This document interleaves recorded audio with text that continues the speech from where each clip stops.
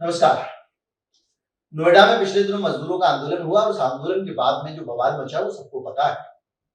किस तरह से मजदूरों का शोषण करने का की पराकाष्ठा उत्तर प्रदेश में न्यूनतम वेतन भी मजदूरों को नहीं मिल रहा था। ओवर टाइम के जो कानून है उनका पालन नहीं हो रहा था, यानी कोई भी कानून पालन किया ही नहीं जा रहा था। सेफ्टी मेजर्स भी फैक्ट्री में पर्याप्त नहीं थे, जिसका समझौता कराया गया इस आंदोलन के बाद। और जो लोग मजदूरों को समर्थन दे रहे थे उनकी मांगों के लिए, उन सबको जेल में डाल दिया गया। जो बुद्धिजीवी इन मांगों को बढ़ावा दे रहे थे, साथ दे रहे थे मजदूरों का। क्या ये अच्छा हुआ?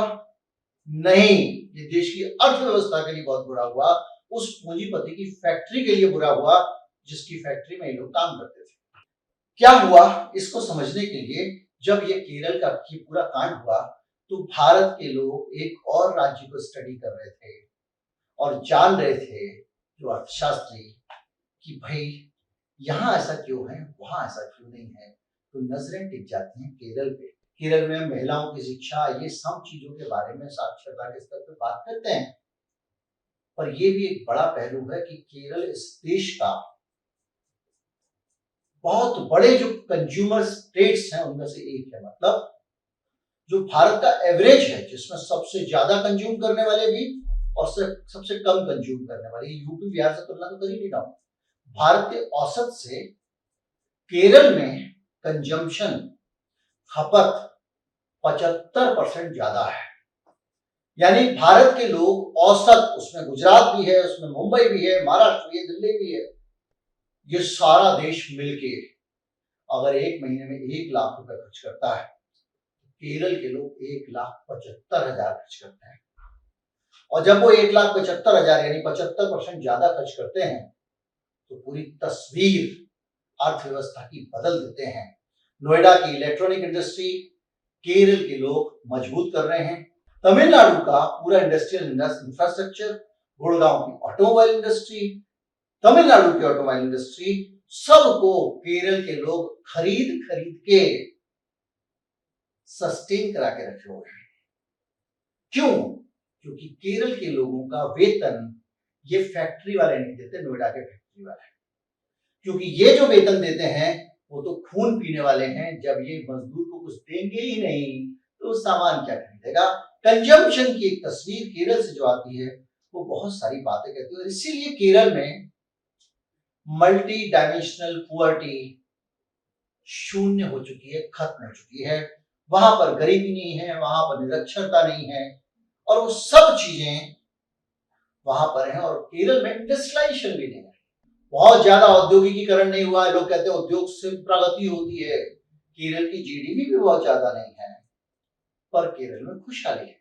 जब आप इस मॉडल को स्टडी करते हैं तो आपको ये जानना पड़ेगा कि केरल की खुशहाली क्यों ज्यादा है, केरल क्यों सारे देश की फैक्ट्रियां चलाने में योगदान दे रहा है, और जिनकी फैक्ट्रियां हैं वो अपनी फैक्ट्रियां चलाने के लिए कुछ नहीं कर रहे हैं। अपनी फैक्ट्रियां तो छोड़ो, दूसरे की फैक्ट्रियां भी चलने दे रहे हैं। आगे बढ़ते हैं, कुछ और डाटा पे आते हैं।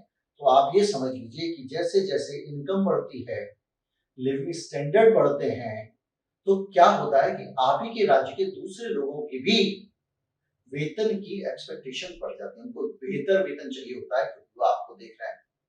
ये आंकड़ा बताता है कि कैसे लोग रोजमर्रा के खर्चे, घर, गाड़ी वगैरह में पैसा लगाते जाते हैं क्योंकि उनके पास पैसे हैं। अब आप कहेंगे भाई साहब पैसे आए कहां से? तो यहीं पे जीडीपी की पूरी थ्योरी फेल हो जाती है। इंपॉर्टेंट ये नहीं है कि प्रोडक्शन कितना हुआ, इंपॉर्टेंट ये है कि उस प्रोडक्शन में जो खर्चा है वो कहां कितना हुआ, क्या मजदूरी पर ज्यादा खर्च किया गया, क्या ह्यूमन रिसोर्स पे एक्सपेंडिचर ज्यादा रहे। जिस जिस इंडस्ट्री में ह्यूमन रिसोर्स पे एक्सपेंडिचर ज्यादा है, जिस जिस देश में ह्यूमन रिसोर्स पे एक्सपेंडिचर ज्यादा है, उन सब देशों की प्रगति रॉकेट की रफ्तार से होती है। उदाहरण देता हूं उसको। आप देखिए कि केरल की जो कहानी है, केरल का पैसा कहां से आता है, ये किसी से छिपा नहीं है। केरल की टोटल वर्कफोर्स का 11% गल्फ कंट्रीज में है, आबादी का 5% गल्फ कंट्रीज में है। वहां से उनको अधिक वेतन मिलता है और जब कहीं किसी देश के, किसी राज्य के लोगों को अधिक वेतन मिलता है, वो कंजम्पशन बढ़ाते हैं तो फैक्ट्रियां, कारोबार चलते हैं। तो आप कहेंगे भाई वहां तो सैलरी ज्यादा है, यहाँ कम है। ना, ये कहानी रेमिटांस की नहीं है, ये कहानी इंडस्ट्रियल कॉस्ट में लेबर के शेयर की है। यानी किसी भी फैक्ट्री ने अगर कुछ कारोबार किया, कुछ बनाया, उसमें मजदूर का खर्चा कितना है। कहानी को अंदर से जाते हैं और देखते हैं तो कैसे इकोनॉमी सेल्फ सस्टेनिंग बनती है। भारत में हमारे जो आईटी के एक्सपोर्ट हैं वो करीब 18 लाख करोड़ से ज्यादा के हैं। यानी हम लोग यहाँ पर जो बनाते हैं, क्या बनाते हैं, आईटी प्रोडक्ट बनाते हैं, जैसे कॉल सेंटर वगैरह है, या जो हम सॉफ्टवेयर इंडस्ट्री है, इन्फोसिस वगैरह, ये सब, टाटा कंसल्टेंसी, महिंद्रा, टेक महिंद्रा वगैरह, ये 18 लाख करोड़ से ज्यादा की है। अब आपको बताएं, 11 लाख करोड़ रुपए लोग विदेशों से कमा के जो वहां नौकरी कर रहे हैं वो यहाँ भेजते हैं। तो ये क्या मतलब हुआ? तो आप कहेंगे साहब विदेशों से पैसा आ रहा है, उतनी कमाई है, हमसे क्या करना। अभी आपको इस वाले में भी आगे जाके इंसाइट मिलेगा, हकीकत मिलेगी, कहीं जाइएगा मत। कुल मिला के आपको जो लाखों करोड़ रुपया वहां से आ रहा है, तो इसलिए आ रहा है क्योंकि वहां वेतन अच्छा है, इसलिए आ रहा है क्योंकि यहाँ से। अब कई लोगों का कहना यह है कि सामान एक्सपोर्ट मत करो भैया, आदमी एक्सपोर्ट कर दो, उससे कमा लोगे। और ये कहानी पूरी नहीं है।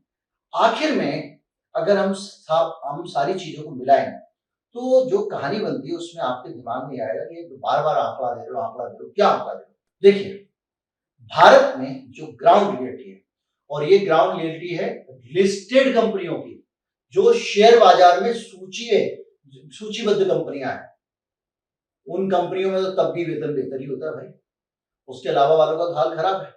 वहां पर एम्प्लॉय कॉस्ट टोटल रेवेन्यू की 8% से 15% के बीच में है।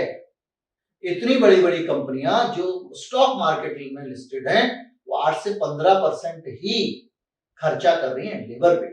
उसके बाहर की जो कंपनियां हैं उनके खर्चे और भी कम हैं। तो अगर आप कहेंगे तो 15% ज्यादा है कि कम है, ये दिमाग में आएगा। तो आपको मैं कुछ कहानी बताता हूं। आईटी सेक्टर में 40 से 60% आप मैन पावर पे खर्च करते हो, मैन्युफैक्चरिंग में सिर्फ 5 से 12%। तो जिस मैन्युफैक्चरिंग के बेसिस पे आप जीडीपी पैदा करते हो, जिस मैन्युफैक्चरिंग के बेसिस पे आप कहते हो हमारी इकोनॉमी ग्रो कर रही है, जीडीपी का परसेंटेज बढ़ गया, इकोनॉमी का साइज बढ़ गया, वो जीडीपी तो मेन पावर को पैसे नहीं दे रही है। यानी वो जो तुमने बनाया, उससे मुनाफा कमाया, उससे शेयर बाजार में आपका शेयर बढ़ जाएगा, देश की जीडीपी चमक जाएगी, लेकिन देश के नागरिकों को कद्दू मिल रहा है क्योंकि 5 से 12%। इसी तरह से कैपिटल इंसेंटिव जो चीजें हैं जैसे स्टील ऑयल वगैरह, उसमें तो और 3 से 7% है। तो कुल मिला के जो पूरी अर्थव्यवस्था है उसका सिचुएशन आप देखें तो आम आदमी को पैसा नहीं मिल रहा है। तो बोले नहीं मिल रहा तो क्या हो गया भाई, ऐसे ही होता होगा ना। होता क्या है इसको समझते हैं। अगर आप ध्यान दें तो भारत में इनफॉर्मल सेक्टर में स्थिति और खराब होने वाली है। अब आप इसको क्या कहेंगे भाई, कितना परसेंट पैसा लेबर को दे रहे हैं? तो हम दुनिया में चलते हैं।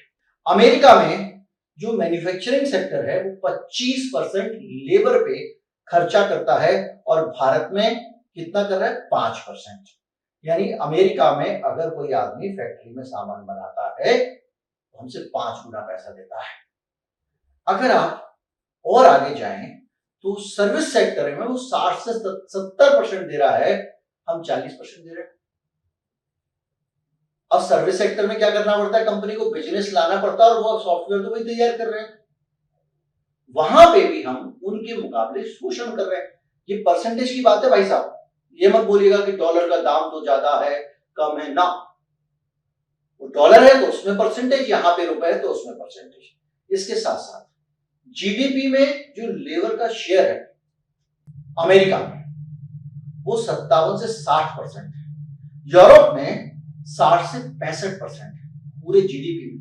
जब आप जीडीपी में लेबर के शेयर की बात करते हैं तो आपको पता चलता है कि हमारे यहाँ की अर्थव्यवस्था जो है उसमें आदमी, तभी तो आप कहते हो ना हमारी इंडस्ट्री बढ़ेगी तो जॉब बढ़ेंगे। तो भैया यहाँ जॉब तो तुम्हारी इंडस्ट्री में बढ़ने से भी नहीं बढ़ेंगे, क्योंकि अगर इंडस्ट्री बढ़ेगी 100 तो लेबर को मिलेगा 10, 10, 15, 5, यही तो आंकड़ा है आपका। स्टील इंडस्ट्री का 5% है लेबर। तो इस इकोनॉमी से देश को क्या मिलेगा? तो इसीलिए गरीब गरीब होता जा रहा है, अमीर अमीर होता जा रहा है। अगर आप इस पूरी चीज को देखें तो भारत में एस्टिमेटेड रेट 48% है। अब सोचिए लेबर शेयर जीडीपी में अमेरिका में 57 से 60% हो गया, यूरोप में 60 से 65% हो गया। आगे आते हैं, भारत 15 से 12%, विकसित देश 25%। आईटी सेक्टर में भारत 40%, विकसित देश 70%। लेबर शेयर 50% के आसपास भारत में, 60% वहां पे। यानी कुल मिला के हम ये देख रहे हैं कि सारा का सारा जो यहां कटौती की जा रही है वो मजदूर की जा रही है। भाई उसको तुम पैसे नहीं दोगे, खोली लेके रहेगा, उसमें वो सामान ही नहीं खरीद पाएगा, कुछ खा नहीं पाएगा, पी नहीं पाएगा, खर्चा नहीं कर पाएगा, तो फैक्ट्रियां कैसे चलेंगी? तो अगर आप एक बड़ी तस्वीर देखें, केरल का उदाहरण ले लीजिए, कर्नाटक का उदाहरण ले लीजिए, अब काफी हद तक तमिलनाडु में भी ये होने लग गया है, आंध्रा ले लीजिए और खास तौर पे तेलंगाना हैदराबाद ले लीजिए, मुंबई ले लीजिए, किस तरह से विदेशी कमाई का पैसा, चूंकि वहां लेबर ज्यादा मिलती है, वो पैसा ही यहाँ समृद्धि ला रहा है। और हमारे देश की इंडस्ट्री जो है वो लेबर को पैसा नहीं देती है।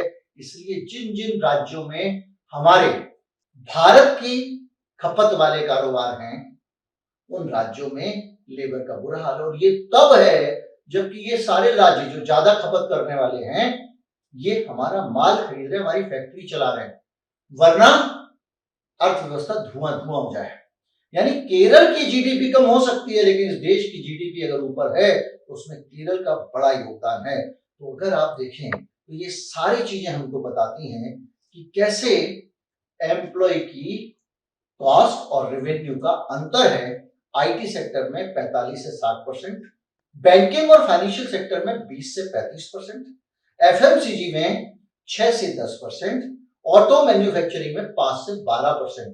आप कहते हैं हमारी ऑटो इंडस्ट्री भारत की धड़कन है, लेबर पे खर्चा हुआ केवल 5% ही होता है।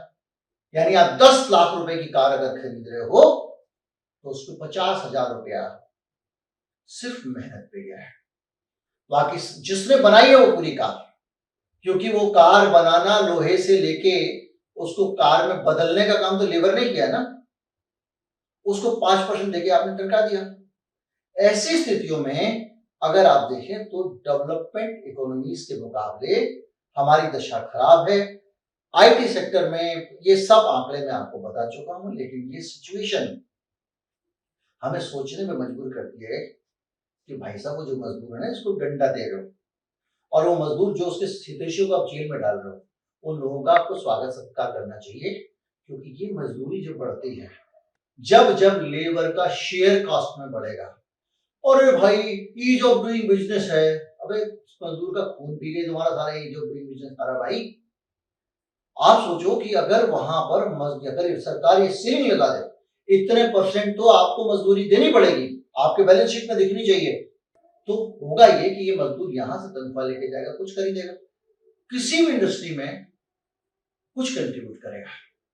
देश की तरक्की ऐसी होगी, देश की मैन्युफैक्चरिंग ऐसे बढ़ेगी, देश का कारोबार ऐसे बढ़ेगा, देश की इकोनॉमी ऐसे बढ़ेगी। ये जो शेयर बाजार में सट्टेबाजी बैठ के 10 रुपए की चीज मैंने 20 की खरीदी, अगले ने मुझसे 30 की खरीदी, ऐसे करके 100 की हो गई, और अगर नहीं बिक रही है तो भाई एलआईसी में तुमने पैसा लगाया हुआ है उससे खरीद के बढ़ा देंगे। ये करने से तरक्की नहीं होगी। खून पीना बंद कर दो, तुम्हारा खून बढ़ जाएगा। नमस्कार, जय हिंद।